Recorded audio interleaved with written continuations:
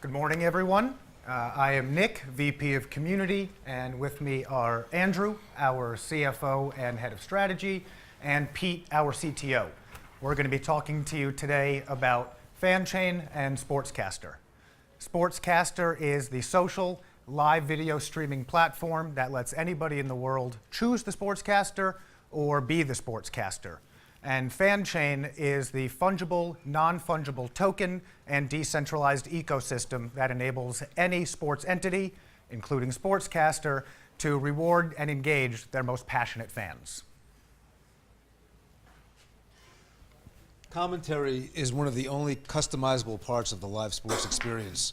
So we created SportsCastr so that fans can choose their broadcaster based upon a variety of different options, including language, location, gender, or to be the sportscaster and deliver commentary in any language that they want, in any style that they see fit. As sports happen live, SportsCastr was built from the ground up to deliver low latency, ultra low latency streaming. That's an important distinction as compared to other live streaming platforms that actually deliver streams with significant delays. And we can all imagine how irritating it would be to have a sportscaster start screaming goal 30 seconds after the ball is put in the net. And that's what you would get if your sportscaster was using Facebook Live or Periscope, but that would not be the scenario if the sportscaster were using SportsCastr.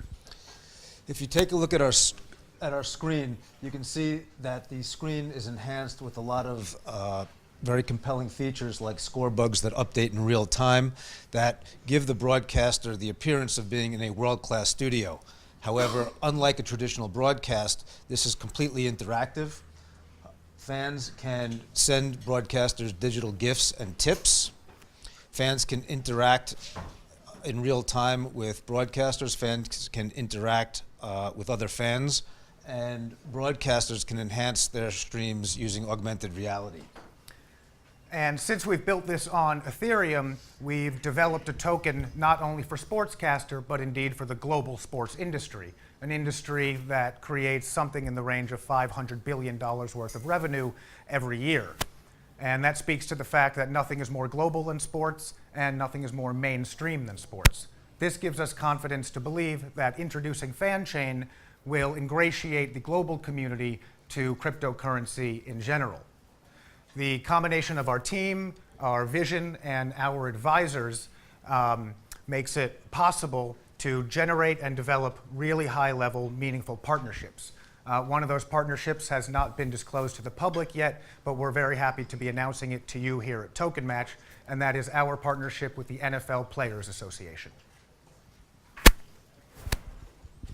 Through the One Team Collective, which is an athlete-driven accelerator that includes Kleiner Perkins, the Sports Innovation Lab, and Intel Capital, the NFL Players Association has become a minority interest owner of SportsCastr, which means that SportsCastr is an officially NFLPA licensed platform. NFL players, active and retired, are going to be using the platform to commentate on live games and live esports and creating premium content that fans will be able to unlock using FanChain. And since the users are going to be tipping the athletes with FanChain tokens, that means the athletes themselves are going to become holders, stakeholders, and users of FanChain tokens, which we think is pretty cool. Having an organization like the NFL Players Association be taking an economic interest in a crypto play, we think is a really big deal, and it's going to make headlines when we make our official announcement sometime later this month. Another partnership that we haven't publicly announced yet that we'll announce here in the room at TokenMatch is with Stats. Stats is the world leader in providing real-time data and analytics. Their data and analytics are used by ESPN, among many others, and they currently are partners with us, and they power our live score bugs that update in real time. They will be using SportsCastr as a platform to incubate new technology, and users of SportsCastr will be able to utilize their FanChain tokens to unlock some of these enhanced data and analytics and make their streams much more interesting. On the content side, we have partnered with Friday Night Fights. Friday Night Fights is the organizer of the longest running North American Muay Thai tournament. Some of the content that we're going to be streaming exclusively through Friday Night Fights is really exciting combat sports out of Myanmar and out of Thailand that up to this point have not really been seen outside their local markets. We think that MMA fans are going to go crazy over this content. There's going to be a lot of engagement on the platform, a lot of opportunity for fans to be tipping broadcasters, a lot of advice that's going to be given regarding the betting of these matches. And ultimately, fan chain tokens will be able to be used to unlock premium Friday Night Fights content. SportsCastr has been in development for about 18 months. It's not a new platform. We are in public beta and available on the App Store.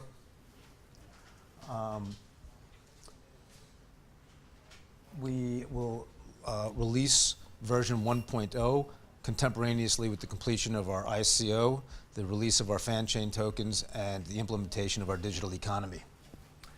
So if you can see right here, make sure everyone can see it, we recently partnered with an esports tournament. During that tournament, we debuted a new technology that we call social OTT. This first screen experience has the SportsCastr overlaid directly on top of the live stream of the event itself. Viewers can choose their SportsCastr, or with the push of a button, they themselves can become the SportsCastr without the need for any third-party software. And that same technology works perfectly well with traditional sports. And that, if you replace this basketball game with Friday Night Fights, that's what it will look like. And it works with other sports that will be seen on SportsCastr in the near future. SportsCastr can also be published to any sports media website. A pilot that we ran earlier on was on MMA Junkie, which is part of the family of USA Sports digital properties. Their digital properties receive 50 million monthly uniques. We had commentators provide commentary on the Mayweather-McGregor fight. It was a very well-received pilot program, and we will be working very closely with USA Today Sports, particularly with regard to our NFL content, for providing content for them to distribute to their 50 million monthly users. So our advisors include some of the most well-known figures in the sports industry. David Stern was the commissioner of the NBA for 30 years. He oversaw its transformation from a national association to one of the largest organizations in the world. Steve Smith is played in the NBA for 14 seasons and is currently a popular commentator and analyst on NBA TV. Vernon Davis, besides being one of the earliest users of SportsCastr, is an advisor, a multiple-time Pro Bowler, and a Super Bowl champion who currently plays tight end for the Washington Redskins. Jim Boeheim is the Hall of Fame head coach of the Syracuse men's basketball team and also the assistant coach of the national Olympic team. It's important to note, gold medal winning Olympic team. It's also important to note that all of our advisors are also capital investors. So they have skin in the game, and each one is meaningfully and realistically involved. David Stern was recently interviewed on Bloomberg TV, where he was quoted as saying that SportsCastr is going to lead a revolution. As you would come as no surprise to you, we agree with him. David was also responsible for naming FanChain FanChain, so I think that speaks to his level of involvement. Kevin April, our CEO, and Peter, as you see right here, our CTO, they've been sports media executives for over 10 years. Kevin was responsible for spearheading the development of the official players' applications for the NBA, WNBA, and retired players associations, while Pete was the CTO of the NFL players' first official social network called School of Legends. Prior to founding SportsCastr with us, Pete and Kevin co-founded sportsblog.com. Sportsblog was the web's largest open blogging platform for sports fans, generating over 20 million uniques a month. The number one request from sports blog users was that there be features that enabled them to blog and stream live during games and concurrently generate revenue. This was the inspiration behind SportsCastr and FanChain. I want to give you a quick overview of how the FanChain ecosystem works. So SportsCastr is the first mint. A mint is any sports publisher, team, league, or sports entity of any kind that acquires and then distributes FanChain tokens as rewards to its users. Those FanChain tokens can be used, as Andrew has previously mentioned, to tip and buy digital gifts for other content creators. It can also be used to access premium content and unlock subscriptions. But the token is not limited to use in the digital realm. SportsCastr tokens can be used on tickets. SportsCastr tokens can be used on merchandise or for pay-per-view access. Since the ecosystem is decentralized, any sports betting platform or fantasy sports network can become part of the FanChain ecosystem. We are currently developing what we call fan prizes. Fanprizes.com will be available later this year, and that will be the first place where FanChain tokens can be used on merchandise, on tickets, and a number of other sports-related perks. So a question we get asked quite often, even earlier today, is why blockchain, and more specifically, why Ethereum? Our token is a unique, fungible, non-fungible hybrid token. That is, it is an ERC20 compliant token with ERC 721 style characteristics that enable us to embed team loyalty into each token. To play this out in a real-world scenario for you. If Pete goes on SportsCastr and talks about Manchester United, he will be rewarded with FanChain tokens that are associated with Manchester United. If he then takes those tokens to purchase a Manchester United sweatshirt, the vendor recognizes him as a stakeholder and value generator for the Manchester United brand, and he's therefore eligible for rewards that could come in the form of discounts on the merchandise, free tickets, or any other such reward that the vendor can dream up. If he tried to make that same purchase with fiat currency, none of that would be possible.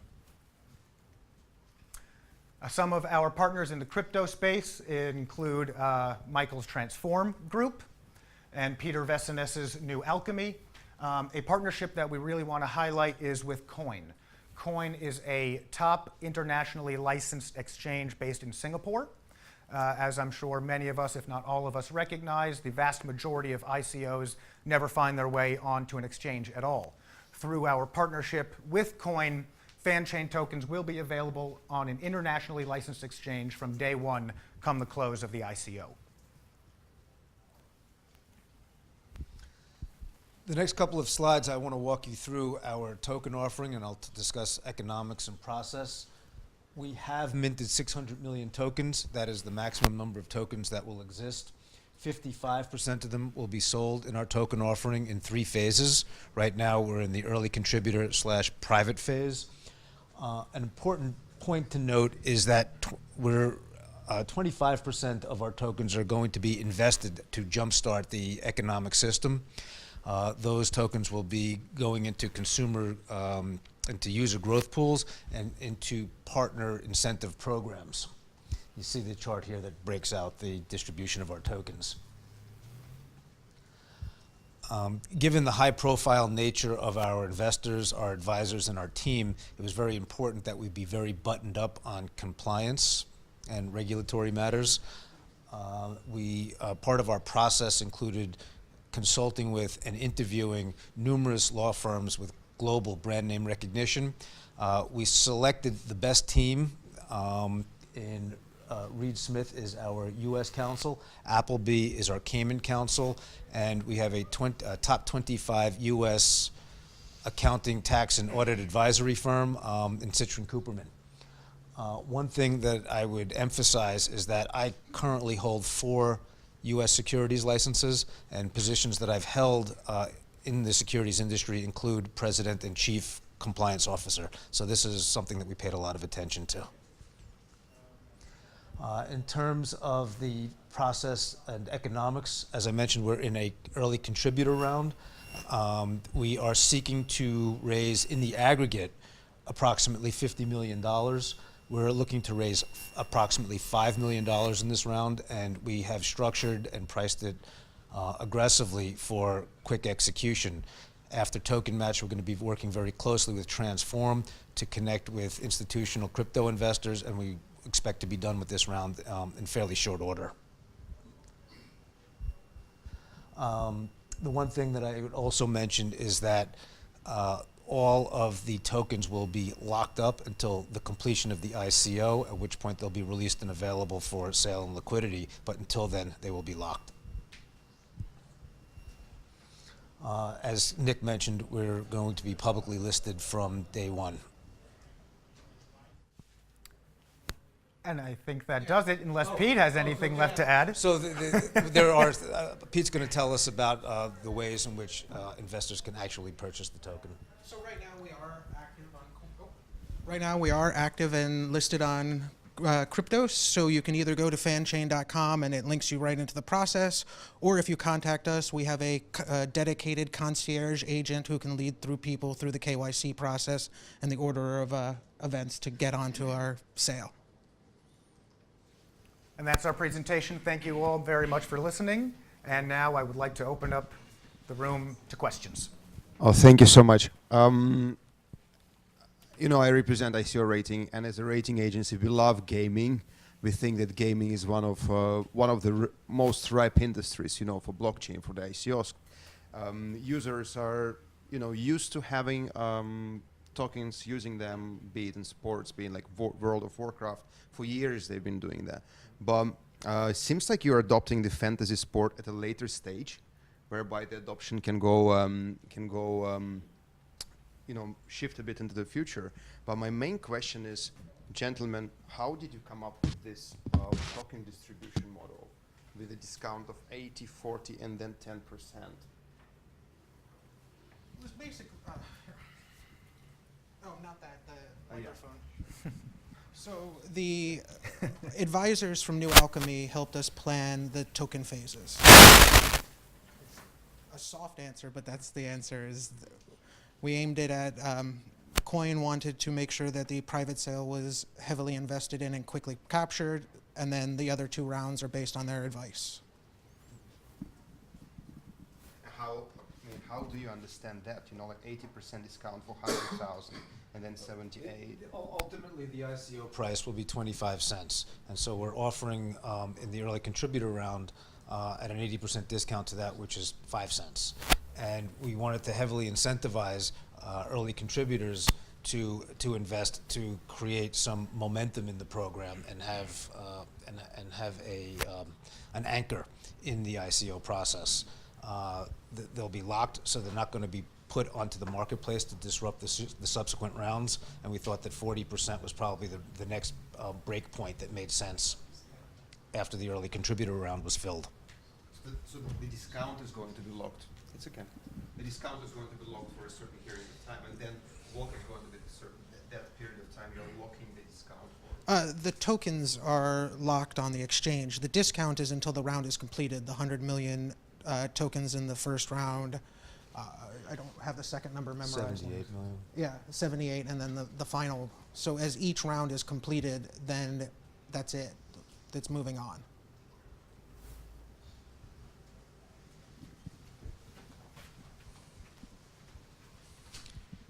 I love the fact you've got a licensed securities background. Interesting that you're not going to be offering this to US citizens. I've just downloaded the app. I'm a new fan. It's nice to see the Premier League on there. But because you've got mainly American leagues, football, the NFL Players Association, you're not going to have any US investors. Isn't that kind of a bit weird? As Nick mentioned, the platform rewards passionate fans for engagement on the platform. And so as fans are engaging with their favorite teams, the platform is going to be distributing tokens to them.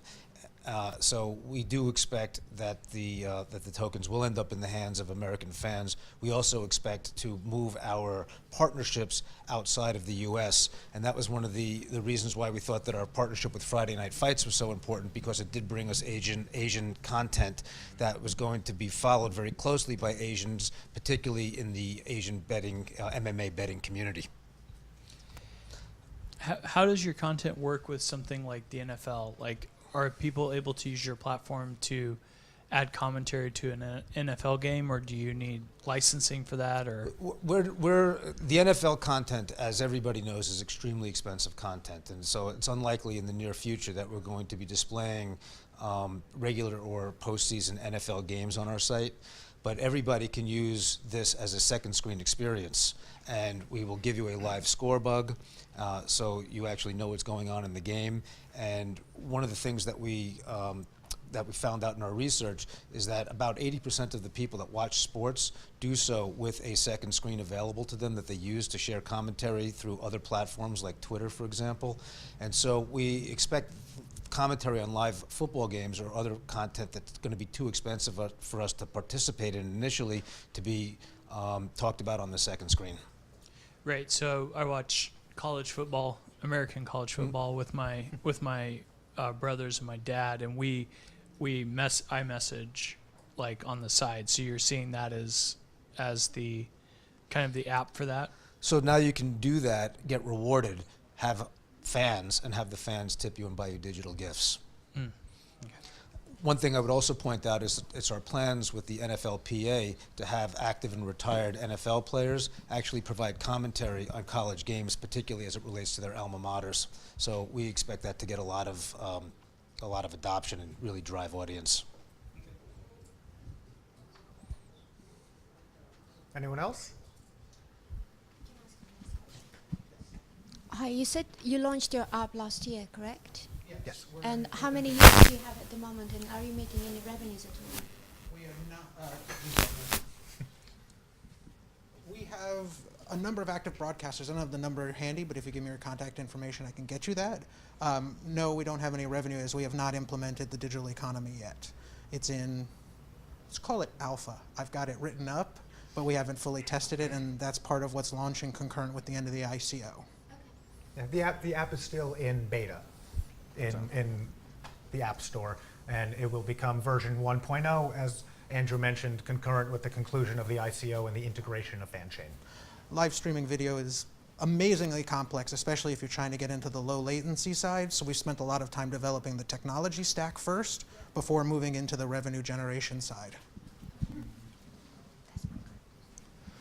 First of all, I got to say, this is the best single-page investor thing I've ever seen. This is awesome. This should be a template for If we everyone. never accomplish anything Yeah, else. this is great. Quick question. So, from the Fancaster perspective, someone has a mobile device, they're at a game, professional or non-professional, like they can use that anywhere, right? Yeah. Okay. So, is there any delay or edit that gets in between that and like some idiot like me who's like waving his phone around and doesn't know how to shoot video? So in our white paper, we describe a technology we have that's called Cast Sync. It's in development. So when you watch a live broadcast on TV, you can have different levels of latency. It's not actually live. It's normally delayed about 13 seconds in the US, 18 seconds in some markets. So that allows you to sync up the broadcast to what you're watching. So if you were in the audience of a game and you're shooting part of the game, someone's watching at home, they just click a button to resync their game with your broadcast. Or excuse me, your broadcast with their game, adding fake latency on your end so it matches what they're seeing on the TV. My question is, my real question is, how do you guys eliminate bad primary source video from a live event? Sure. So first and foremost, we're a user-generated, a platform built on user-generated content. So look, we all know that there's going to be some bad content and there's going to be a lot of really great content. Pete has built a really robust admin from which we can monitor the content and make sure that certain inappropriate things, for example, don't make it to either the front page or the discovery page. We actually, when we're not live streaming this. I'll give you details on a particular instance where this came in handy in a really legitimate and very significant way. But to your point, encouraging fans to create their own content is what we're all about. So, you know, in the beginning, just like with YouTube, people kind of felt their way through it, same with Vine, and ultimately fans started creating content that was even better than any of the broadcast networks could create. Many of the fans are going to be using the platform to generate income. And we expect the quality content, therefore, to rise to the top. As Nick mentioned, it is a user-generated content model. So just like on Facebook Live and just like on Instagram, you're going to get a lot of dreck. The dreck hopefully won't get a lot of followers, and the followers will follow the quality content. Anybody else? Token investors aside, how do you see the geo-distribution of your users or coin holders who are non-investors? Like in three years out, how do you see this being? 3 years out, we see the system as being completely decentralized and having the tokens completely distributed. So Where are the users based? Are they going to be mostly Americans or? We anticipate it to be the entire world, and that's critical to the reason why we built this on Ethereum, is to decentralize the process of organizations, platforms, and publishers becoming mints. So whether you're in East Asia, whether you're here in London or in the States, you can become a mint and you can reward your fanatical users for generating good content. On our platform right now, we currently support EPL, and we're moving into the other leagues. We started with the leagues that we're most familiar with and our advisors have the deepest connections with. But EPL is already on there, and we're moving into the other leagues and sports as we move forward. So just help me very, very quickly. If I've got the app, am I going to be filming my television, or am I going to be filming my ugly mug? You're going to film your ugly mug. We can't tell you what to do. We can't Yeah. tell you what to do, but this is really for the camera to be pointed at the user. At me. Yes. So you don't do golf, tennis, all the other sports at the moment. So say I'm a tennis fan. It's Wimbledon right now. I could use your app today, even though it's. You can I use. would say two things. One is you can pick up the app and go live about anything. Okay. You can talk about your fantasy picks. You can talk about tennis and other sports that aren't currently supported with live score bugs. Over time, part of the use of proceeds from the token offering is to roll out more sports so that we can appeal to more followers across a broader geography. So that's our plan. And just to speak to that a little bit more specifically, our partnership with Stats, who provide the live data feeds for us, they have data feeds for any number of different sports. And as Pete mentioned, we selected the ones that we're currently integrating because they're the ones that our group of advisors and investors are the most familiar with at the moment. Just one more question. I appreciate time short. What happens if your participants accidentally film the actual sports event going on at the moment? So I'm watching a boxing match, I'm commentating on it, I turn it around, show it on the screen, and all of a sudden then I've been breached the copyrights and the licensing agreements.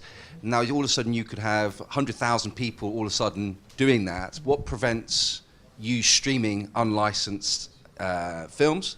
Because recently what's happened, we had somebody recently sued in the UK for streaming on Facebook the recent boxing match, and successfully they sued him, and he had to pay out the cost of the licensing for that. So how do you stop 100,000 people streaming something by accident? It depends on the market. If it's in the US, the DMCA in general protects us from doing that, and we have a live moderation team that monitors the incoming streams and turns them off, or turns off public access to them if they're violating copyright. In the international market, we do rely on our moderation team to make sure that streams that are not in compliance get immediately disconnected. But would you protect your participants if all of a sudden they got a court writ come through the post saying, now you owe us money for distributing it unlicensed? Will you protect your participants because of that? I can only answer you in the US, and the US is yes, because that's what we've done with our legal team, is set it up for that. For Yep. the international market, until our international counsel has advised us what to do in that scenario, I don't want to give you a bad answer. That's fine. I'm not Yeah. going to trip you up. Just Yeah. trying to understand the licensing rules now. But in general, our service is intended for users to broadcast themselves unless we have a partnership with the content, and then that's where our social OTT layer kicks in, and the viewers can view both the content and the commentator at the same time. Otherwise, it's intended to broadcast themselves as a second screen experience. Thank you. All right. Thanks, everybody. And Michael, thank you so much for having us. Thank you, everyone. TokenMatch.